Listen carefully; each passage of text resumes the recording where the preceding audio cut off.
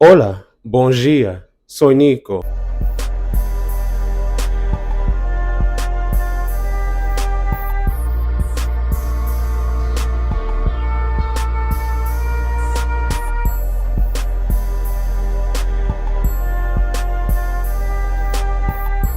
And today we're here for another Nico quick chat. Nico, today we're going to be talking about something salacious. Today we're going to be talking about some super happy adult fun time, but in the recreational sense. But if you like this kind of content, before we get started, make sure to follow me on patreon.com/Nicosaesthetics for more exclusive videos, weekly live streams, and to be a part of the live streams where we have multifaceted conversations over various topics depending on the week that now go for over an hour plus every Thursday at 5:30 and 7 p.m. CDT. If that sounds interesting to you, definitely tune in.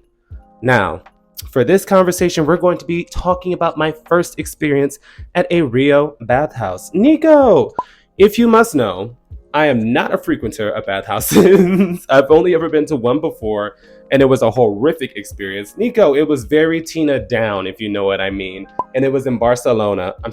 Barcelona. It was not my vibe. My friends told me to try it out. That was my first experience. If you really want the full details, it is on Patreon. Go check that out on Patreon if these kind of conversations interest you. But I also want to preface this conversation. Going to a bathhouse is not passport bro activities. Nico, what do you mean? There's a conversation on Twitter as of late saying that if you travel and you have consensual, super happy adult fun time with another person without a monetary gain, it is passport bro activities. And I feel like y'all are stretching it. Passport bro activities is basically going to a different country and using your wealth, your money, and your influence to basically coerce people that would not naturally find you attractive into super happy adult fun time scenarios. That is not what I do. So when people try to add me to that conversation, I'm like, do you really feel like I have to pay to get some play? Girl, no, I flirt. Nico, I'm actually a very good flirt. I'm very romantic. I'll kiss you on the hand, make deep eye contact, smize a little bit. But I do not have to pay for access to somebody. That is not passport bro activities. That's me having a consensual moment with a grown adult that also wants to have a consensual moment with me. Now we can go back to the topic. Because people are very weird about having super happy adult fun time interactions while you're on vacation. Girl, it's my body. If I want to get active, I can get active, little mama. But yeah, it was an interesting experience because it is called the G Spa. If you did not know, Rio de Janeiro is a beachside city, and they have a place called the G Spa where most gay people go after they leave the gay beach. It is a smaller building and it can get very cramped very quickly, so there's usually a long line outside. I had to wait at least 30 minutes to get in after my friends convinced me to go because I had such a bad time in Barcelona.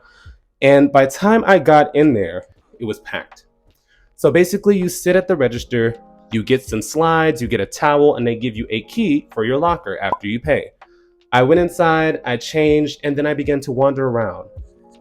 Parts of the building are dimly lit, such as the showers, and then the sitting commons area where you can have a conversation or a drink. And then when you go upstairs, it gets darker because there is a sauna, there's a pool, and then there's a hallway deeper in that has like 3 rooms that you can lock the door to have more intimate moments. The hallway was packed. People were, my friends from London described it as carnage. Carnage is in everybody was doing whatever they wanted. Of course, it was a consensual thing. Basically, in those environments, you do not go, hi, my name is Nico. I actually learned that the hard way a few times when I was in those environments in New York City. But you basically give a look, and if they reciprocate that look, then you continue to move forward into a touch. If they reciprocate the touch, usually on the arm or on the hip, do not try to grab somebody, then you continue to go forward. I actually ended up running into my friends, one from London and one from New York City. And it was interesting because the one from New York City I've actually collaborated with before on my OnlyFans. So we have an intimate relationship and we begin to interact with each other, with other people. And it was so interesting seeing somebody that you've been intimate with in a more risque and or out of the norm intimate environment. And my interacting with people is more so just touching, maybe a little, here or there. To me, if I can't see, I'm not putting my mouth on something. Just my personal opinion. If I can't see it, I'm not putting my mouth on it. But it was an interesting experience. And from there, I ended up meeting a beautiful couple. Some of the finest men I've ever seen. Because that's the thing, like in those kind of environments, you will see a stunning person maybe every 2 out of 7 people. So when I saw a beautiful couple, we both gave each other the eyes, and then we moved into the darker space and we actually closed ourselves off in a room rather than interacting in public, because I do not want to be doing my thing with somebody I'm consenting to doing my thing with, and then somebody just grabs me because they feel like, oh, it's so hot, I had to get on the action. No, do not touch me. I don't know. Because I've been in situations where I'll be kissing somebody at a bar or at a club and somebody will grab me and I have to, don't touch me. I'm not into that. But we closed ourselves off and we had a very intimate moment. But the most exhilarating part of that is, I'd say, since I don't really frequent these environments, I'm not really used to this. The heat from all the bodies in the building when you get to the second floor is steaming. You're all drenched in sweat. So it became a more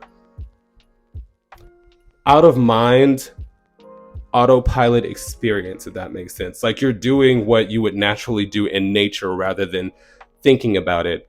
And I had 2 beautiful men to do it with. Nico, I was a simple pogo stick for their pleasure. I'm going to give you I'm trying to be as PG about it as I can, but I'm going to give you my experience 3 times. Back to back to back to back to back, back, back, back. Nico, I know TMI, but some of y'all wanted this kind of content, so I'm going to give you a little sprinkle into it. But from there, I actually left because I'm like, after 3 times back to back to back, I'm drenched in sweat. Like, it came to the point that it sounded like wet flip-flops, just yeah, I know, TMI. And then I went downstairs. I'm like, okay, girls, I'm gonna leave because I actually saw my friends. I'm gonna go. And then I ended up giving my Instagram to these guys. I guess I don't know if that's the norm in that environment, but after that, they came back to my place later that night. And it happened again and again and again and again. I'm the Energized Bunny. And while I'm on vacation, I'm gonna make the most of it, because I always have to remind people, when I'm in New York City, I am virginal. I do not actively engage with anybody. I do not like flirt with people. I don't have casual encounters because people actually recognize me there. But what I did learn while on this trip, while I was on the beach, I actually flirted with a guy and we exchanged Instagrams. And I'm like, oh, you're very attractive and blah, blah, blah, blah, blah. And I saw that he already followed me. I'm like, why do you already follow me? He was like, oh, we know who you are here. You're famous. And I said, what? And it clicked in my head, because in the US, most people know me for my YouTube. Most people come up to me and say, I love your commentary. I perform strictly in Brazil. I have performed with some of the biggest Brazilian performers that are out. So it makes sense that Brazilian people would know me for that side of my work rather than the US knowing me for this side of my work. So basically, I'm walking on the beach like a wall of meat, not understanding that 95% of these people have seen me in action. Oh, you don't think about these things until you're in that situation and somebody lets you know what's going on. But yeah, that was my experience. How would I rate the G-Spa? Seeing as how Barcelona, 2 out of 10. 2 out of 10. I would never go back there. Never go back there, at least for that kind of environment. But the G-Spa in Rio, especially during New Year's, the busier periods where it was just packed with beautiful people visiting for a beautiful time, 10 out of 10. 10 out of 10 just because of that couple. I mean, before the couple, like I said, I was just with my friends. You know, I just pinch a little thing here, you know, give them a kiss while they're getting their thing, doing their thing. But once I found them, I'm like, okay, yeah, I understand the pleasures of this, but it's not something I could actively do consistently. If you do these kind of risky activities, because once again, this is my first time doing something in this environment. Normally, I'm more of a voyeur. I like to just sit there and, oh, that's so interesting. Oh my God, that's so crazy. I guess I would be a side in those moments. But even if you are participating lightly, I would say still make sure that you are on PrEP and Doxy PrEP. Do not put yourself in risky situations just because it is perceived as hot, and not take care of your own sexual health. But with that, that was my experience at the G-Spa. And if you're interested, next time you go to Rio de Janeiro, definitely check it out. And I'll see you guys next time.